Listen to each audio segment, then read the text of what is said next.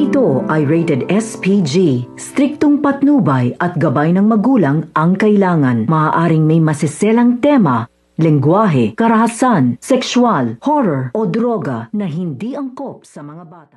Simula na ng tuloy-tuloy na pagbagsak nito ni David sapagkat ngayon wala na siyang magawa kundi ang magtago dahil alam na nga nito ni Ramon ang katotohanan ang tungkol sa kanyang panluloko sa katauhan ni Tatanggol ng tunay na anak nito ni Ramon Montenegro.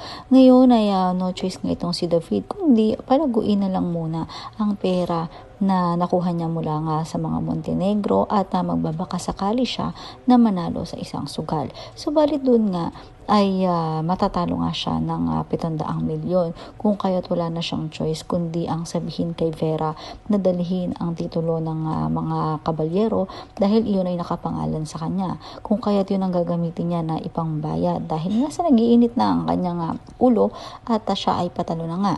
Kung kaya't doon ay malalaman na nga ni Tanggol na itong si David ay nagpapanggap bilang siya.